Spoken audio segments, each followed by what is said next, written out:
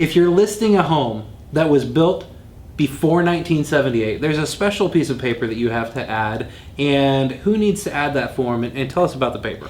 When you are the listing agent and you go out to list the home and it was built prior to 1978, you want to take in your listing arsenal the addendum for seller's disclosure of information on lead-based paint and lead-based paint hazards as required by federal law.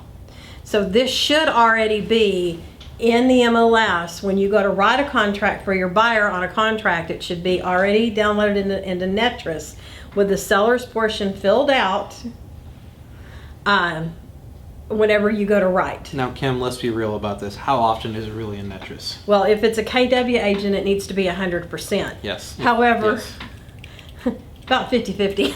Yeah, exactly. And it's one of those things that people just don't pay attention to. And it's important because this is a big fine.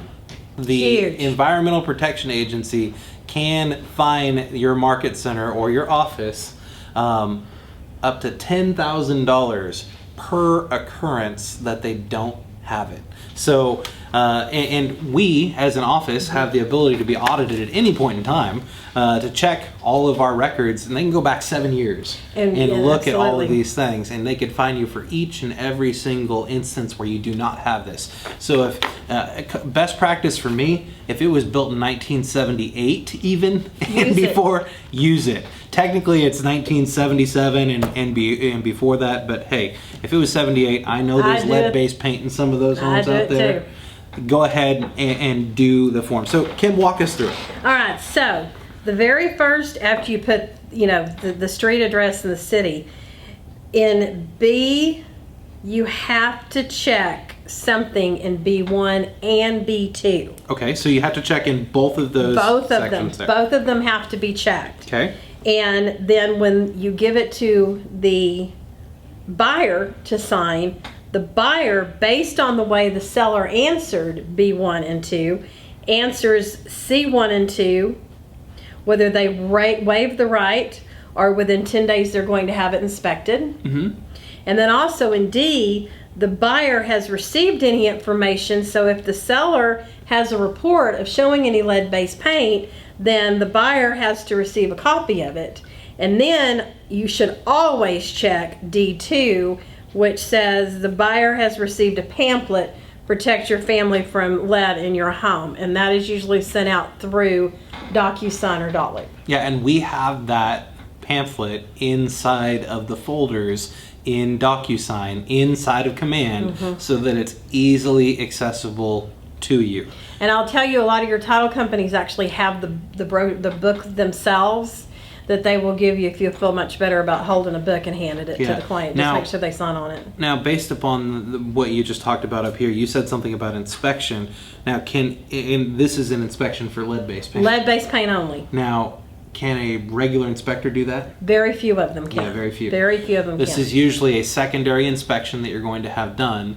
And from my experience, the majority of the lead is actually going to be found on the exterior of the home, at the base of the home. And the reason for that is because all of these years there's been weather that's happened, and paint's chipped off, and paint's dripped down, and you're usually going to find it around the perimeter of the exterior of the home.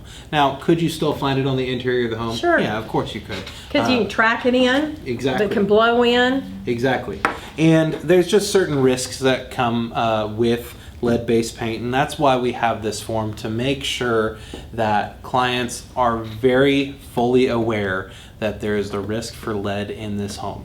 Even if the home has been completely remediated down to the studs and everything, this still needs to be provided, because it's not just the home itself, it's actually the land on which the home sits on that is at risk for having lead on it. That is correct. And you'll see where the listing broker and the selling broker have to sign this too. Correct. So that's you as the agent. Yeah, so this is one of the forms where you're actually a party to it, and you as the agent must sign it. Where it says listing broker, now we give you the ability to sign on our behalf on almost all of our documents because we can't be there for every single one of them. So we trust your judgment on this to make sure that you are filling it out appropriately. That's correct. Yeah.